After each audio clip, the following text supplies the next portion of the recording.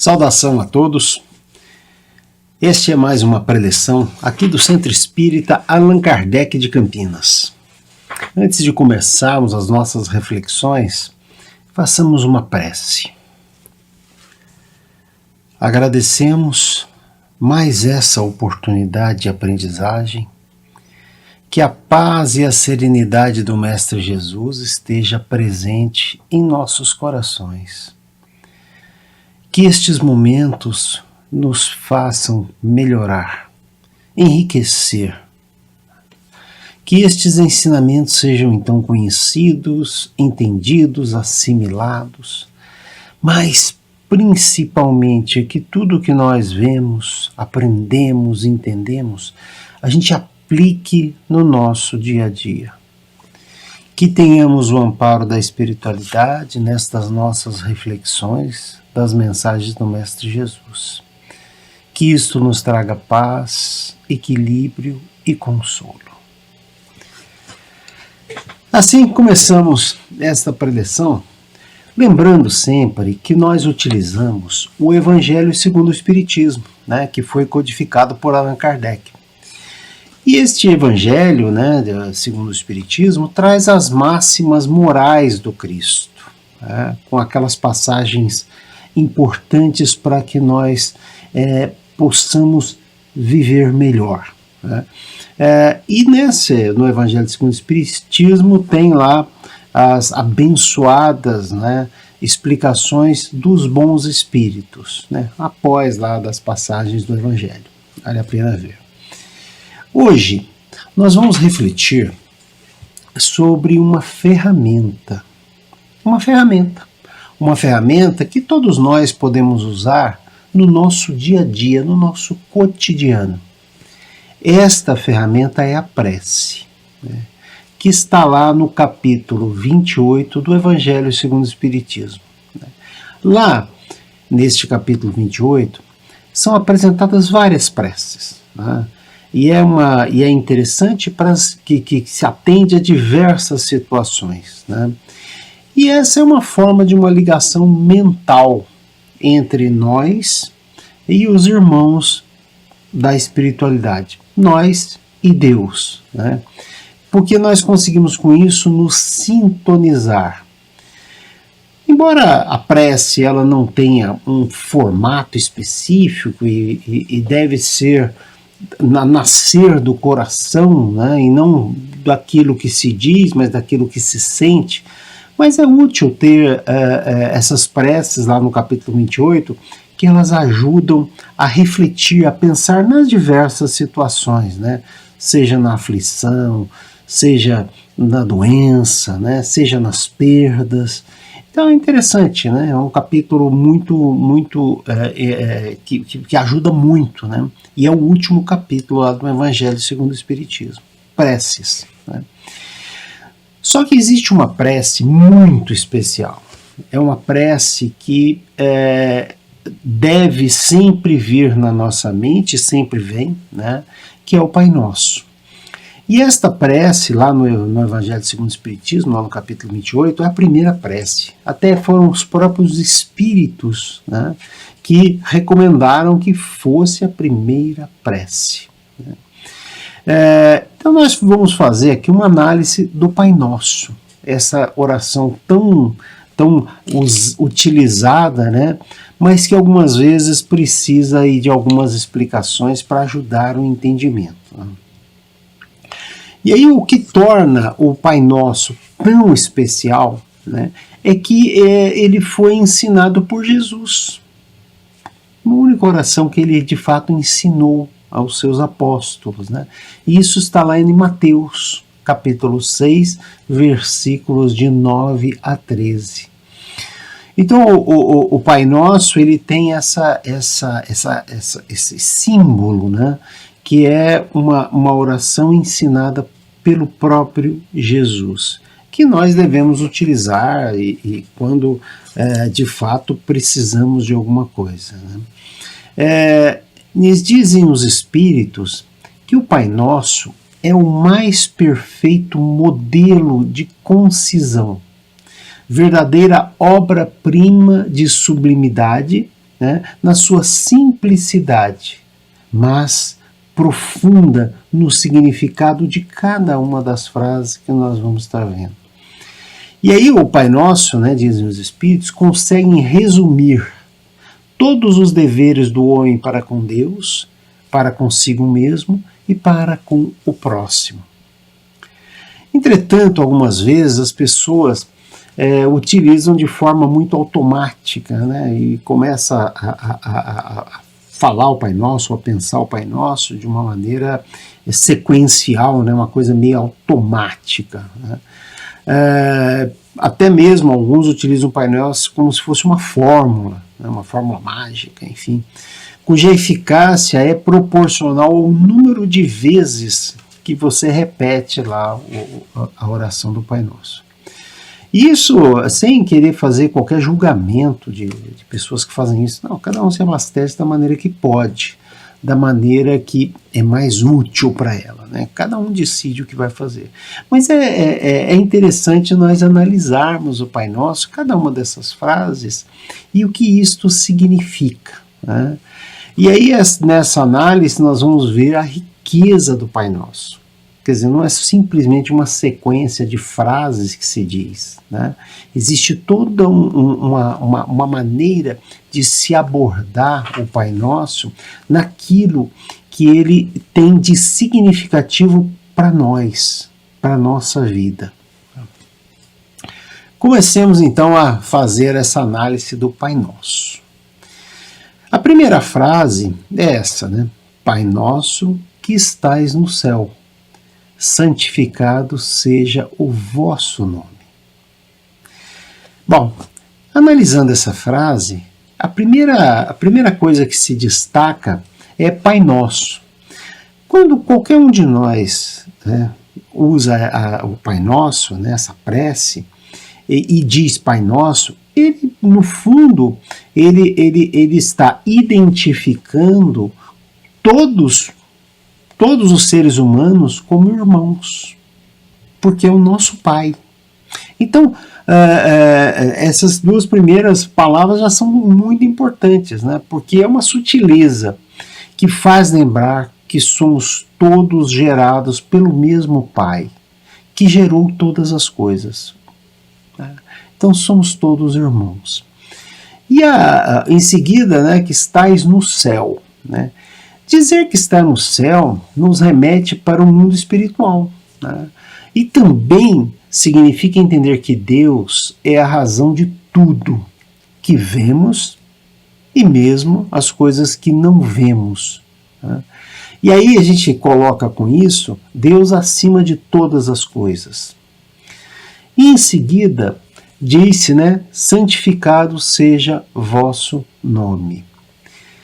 Ora, é um louvor a Deus, um reconhecimento de cada um de nós de que somos filhos de Deus.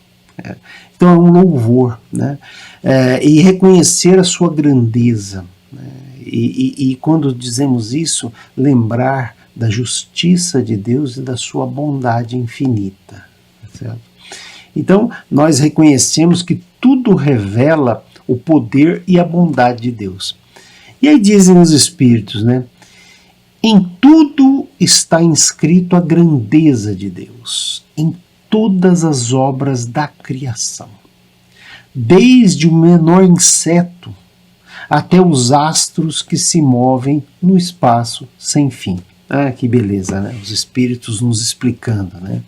Então, essa é a primeira frase. Vejam quanto significado interessante que nós podemos levantar, né, simplesmente com uma frase. Vamos para a segunda. Venha a nós o vosso reino. Ora, o reino de Deus é o que devemos aspirar, né? É o que a gente está indo em direção com a nossa evolução através das N reencarnações. Então este reino se reflete nas leis perfeitas e harmônicas de Deus. Porque essa harmonia do universo, com estas leis perfeitas, é a prova de uma sabedoria, de uma providência que ultrapassa todas as faculdades humanas. Fica muito difícil, né, entendermos exatamente o que significa isso, mas todos nós sentimos, né, a presença de Deus quando a gente se dispõe a isso, né? Então, se reconhecemos essas leis, né, não teríamos tantas misérias no mundo, né? Onde o forte ampararia o fraco. E aí seriam evitados os males que existem na nossa sociedade, no mundo, né? Então esses males poderiam ser mitigados, né? Poderiam ser até mesmo eliminados se nós seguíssemos, né, essas leis divinas e harmônicas, né, que Jesus nos traz através do seu Evangelho. E aí vamos para a terceira frase. Seja feita a vossa vontade, assim na terra como no céu. Ora, a vontade de Deus é que nós, cada um de nós, devemos atender às suas leis. As leis, né? Existem as leis físicas, existem as leis morais que o Espiritismo nos traz, né? Porque Jesus menciona a Terra, ou seja, esse mundo material que tem as suas leis físicas. Nós conhecemos N leis físicas, ainda não descobrimos todas, mas já sabemos, por exemplo, a lei da gravidade, nós sabemos que ela existe, né? Então, isso é importante, porque nós estamos imersos nessas leis. Só que, né, ele diz também, né, assim na terra como no céu. Ora, daí nós estamos falando dessas leis morais, dessas leis de convivência para o nosso aprimoramento do espírito, né? Então é interessante observar que Jesus deixa claro a importância desta nossa vida na Terra, desta nossa encarnação, né? E aí devemos atender a essas leis do nosso Pai. Agora, o que conseguimos atender dessas leis de Deus é a nossa evolução, através das leis morais. Jesus também menciona, então, esse mundo espiritual, que é onde está a nossa verdadeira casa. Tudo aqui é transitório. Tudo aqui vai passar. E é importante que nós tenhamos clareza sobre isso no nosso dia a dia. Tudo vai passar, né? Então, atender às leis do Pai vai nos preparar nesta encarnação para a nossa volta para o mundo espiritual. Então, vejam que beleza, né? Estamos lá na terceira frase, vamos para a quarta frase. O pão nosso de cada dia nos dai hoje. Então Jesus fala de alimentação, porque nós sabemos que para viver precisamos nos alimentar, né? Para a manutenção das nossas forças físicas, né? Para a nossa disposição, né? Mesmo para os embates da vida, né? Nós precisamos alimentar. E este alimento nós conquistamos com o nosso esforço, né? Com a nossa inteligência, é a lei do trabalho, né? Nós trabalhamos para ter este alimento. Uma vez até, dizem os espíritos, né, a lei do trabalho condiciona a vida do homem na terra. E aí eles ainda nos chamam assim, né, vamos ter coragem e força, com prudência e moderação, a fim de obtermos os frutos do nosso trabalho. Então, o alimento físico, né, para a nossa disposição é muito importante, né? Mas os espíritos nos lembram que existem também o nosso alimento espiritual, né? Que é aquele alimento que vai nos nutrir o espírito. E este alimento é conquistado com o nosso esforço também com nossa inteligência, com a nossa capacidade de refletir. Refletir sobre o quê? Sobre as leis que Jesus nos apresenta no Evangelho, o Evangelho de Jesus. Então, ali está o nosso alimento para o nosso espírito. E isso nos conclama a termos uma vida cristã, conseguindo a nossa reforma íntima, ou seja, a nossa evolução moral, que é o que nós viemos buscar nesta encarnação. Então, o Evangelho é a nossa fonte permanente do alimento espiritual. Indo agora para a quinta frase. Perdoai as nossas ofensas, assim como nós perdoamos a quem nos tem ofendido. Chegamos na parte do perdão, que é algo muito importante, porque o perdão é aquilo que nos coloca numa condição de alívio em relação aos outros, tanto do que fizemos, quanto do que fizeram a nós. Podemos dizer, né, que quando não perdoamos, é deixar um fogo arder dentro de nós. E o perdão é a água fresca, né, que vai apagar este fogo, esta aflição. Então, a importância de perdoar está lá no Pai Nosso. E ele começa perdoar as nossas ofensas. Ora, perdoar as nossas ofensas parte-se do seguinte princípio.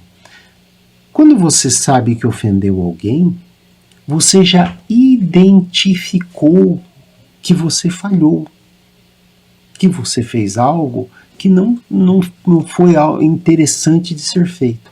Olha, esse já é um reconhecimento que erramos. E quando nós reconhecemos que erramos, isso significa que nós não faríamos outra vez. E daí vem o perdão. O perdão. Atendendo às leis de Deus. Vejam que interessante.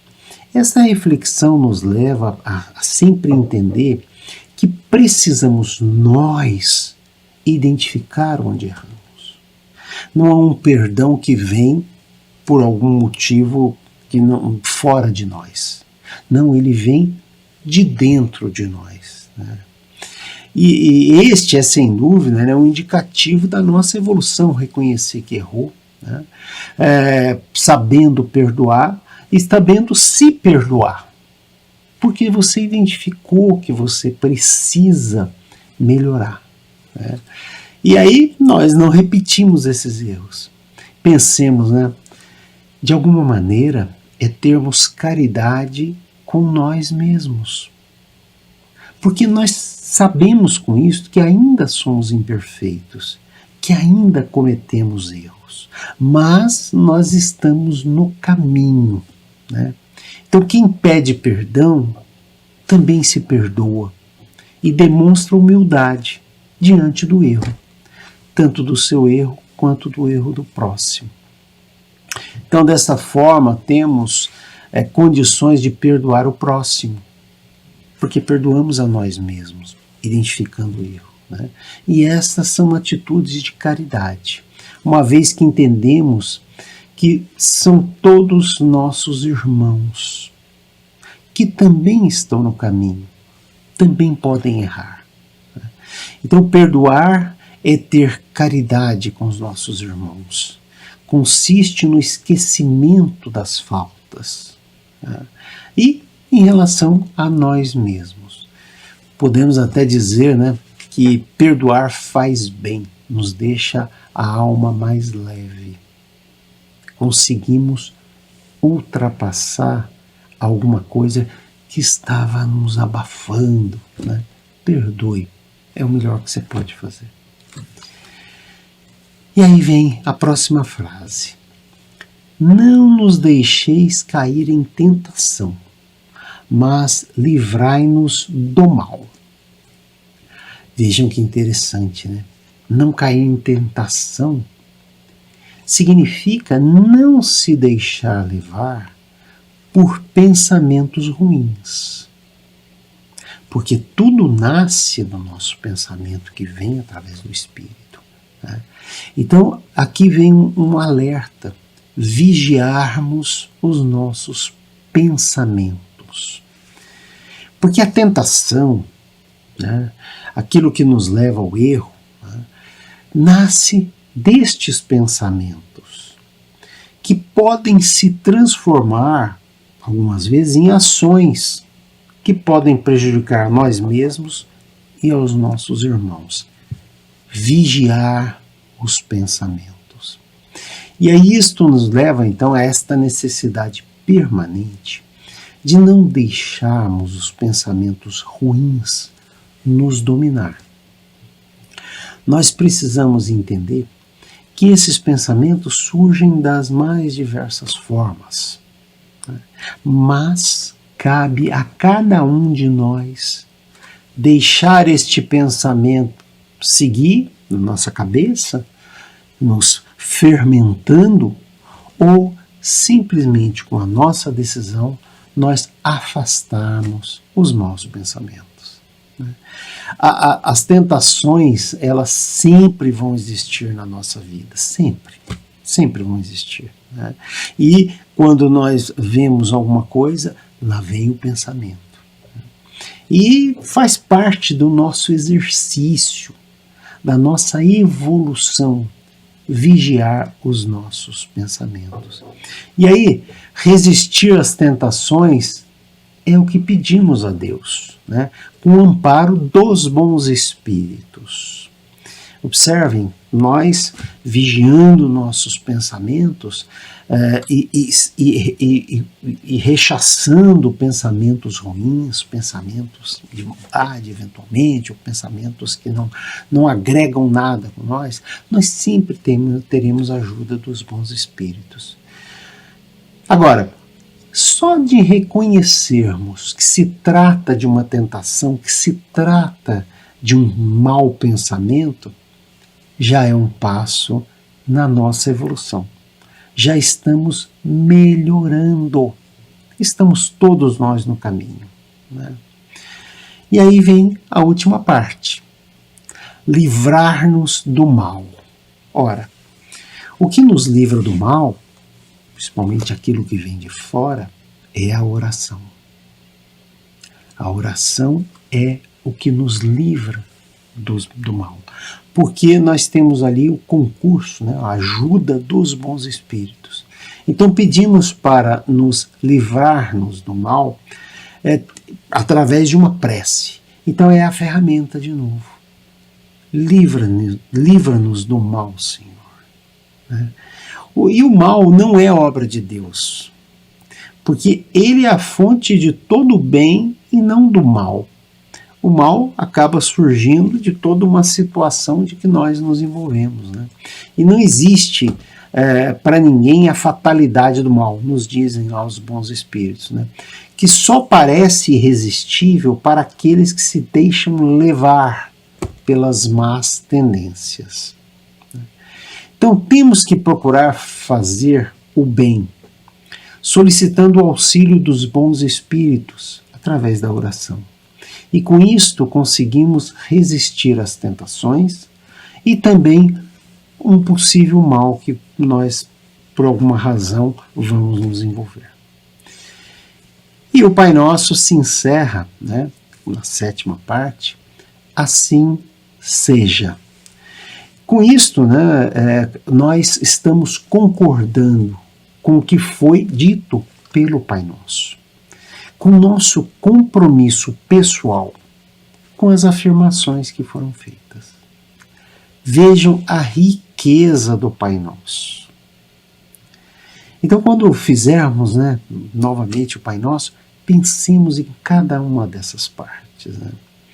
Porque essa prece, né, ela pode ser feita em nossa intenção, quando estamos passando por alguma dificuldade, mas também pode ser feita para o próximo, amigos ou mesmo inimigos. Estamos aprendendo, podemos orar pelo nosso inimigo. Afinal, pedimos perdão pelos nossos deslizes e também perdoamos esses inimigos. Né? Então, o Pai Nosso não deve ser uma oração feita com pressa, de uma forma automática, repetitiva. É uma oração muito profunda e nós devemos ter zelo quando nós fazemos o Pai Nosso. Né? Porque vejam a quantidade de detalhes que nós vimos. E lá no capítulo 28 tem muitos mais detalhes. Né? Os Espíritos nos explicam cada uma dessas frases com passagens muito interessantes. Vale a pena ver. Né? Então cada trecho tem um sentido profundo. O Pai Nosso encerra então uma profissão de fé, um ato de adoração e submissão, o pedido das coisas necessárias a esta vida terrena que nós estamos nessa encarnação e também a vida espiritual quando desencarnarmos. Estabelece o princípio da caridade para com o próximo e para com nós mesmos. Né? Dizer a intenção de alguém é pedir para o outro o que desejaríamos para nós mesmos. E aí podemos fazer uma síntese do Pai Nosso.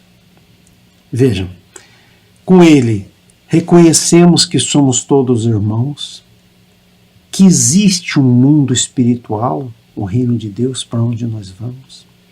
Ensina a louvar a Deus acima de todas as coisas. Mostra a vontade de Deus com as leis do mundo material e espiritual. Pede para conseguir o alimento físico, mas também o alimento do nosso espírito. Ensina a caridade com o perdão a nós mesmos quando reconhecemos nossos erros e a perdoar o nosso próximo. Lembra das tentações, nos lembrando de vigiar os nossos pensamentos. E pedimos ficarmos livres dos males através da oração. E aí se encerra com um compromisso. Vejam a riqueza que é o Pai Nosso. Né? Que o Pai Nosso seja usado nos momentos difíceis, mas também usemos para agradecer, usemos para louvar a Deus. Né? É um instrumento que cada um de nós tem. Né? A mão, em qualquer momento, em qualquer lugar. Né? E com isso nós nos sintonizamos com a espiritualidade. Nós nos aproximamos de Deus.